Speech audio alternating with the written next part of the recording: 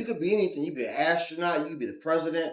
But I think the generation before us, like my father's generation, it was a very rigid, very stern generation. Men weren't allowed to have emotions. Men weren't allowed to like share their feelings. It was, hey, I don't care what you're going through and how you're going through it. You got to Get get through through it. And I think that any type of substance abuse, because there's a lot of substance abuse in my family. I deal with substance abuse.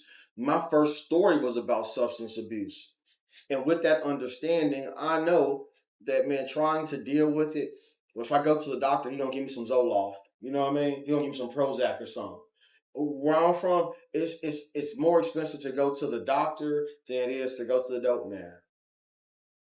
Yeah, I mean, I think you had a right to self medicate because, like, I don't see the difference between your ulcers or your kidney getting blown out by taking something that's bothering you to taking a pill that's supposed to suppress the problem that you have mentally or in any other place.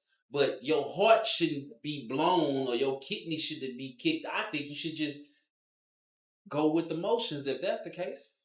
Because you're gonna get the same outcome. You start talking about like high level like right now, I know universal health care is a big topic in America because poor people, we be suffering, we having toothaches, we be having body aches and pains, and we still gotta go to work every day. We don't have no national, federal vacation time, no sick days on a federal level. We ain't got no health care on a federal level. And so being sick be bankrupted us. We don't even we worried about bills, but we sick.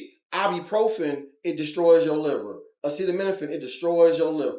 So the same way they talking about alcohol, man, I'm taking ibuprofen just to go to work every single day to get through the day. Like these are the things. Being poor is a market in America.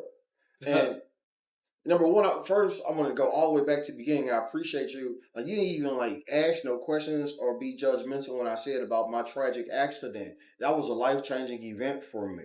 And that was a wake-up call to say that just because I have the ability to drink and drive doesn't mean that I should drink and drive. Every time I do it, I'm putting my life at risk. I'm putting my children's lives at risk. I'm putting other people's lives at risk. And I'm so thankful that there was no fatalities in this situation.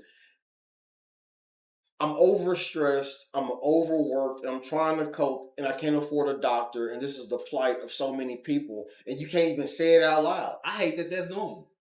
It's reality for a lot of folks. I hate that it's normal, man. It's normal. So when I say that it's normal, it's like we have a numbness to it. Like, oh man, he's just going, you know. But that's not how it should go. Should be some sincerity there. I think that I'm a sociologist by nature. God made me to just watch over people and say, how can I help these people? That's my goal in life is to help other folks. And so when I see there's a market on poverty, I want to defeat poverty. And the only way that I can really understand poverty is to be poor, to live amongst the people, to understand the people, to know that if I get a flat tire, man, it's not only can I not make it to work, I might be able to feed my family this week.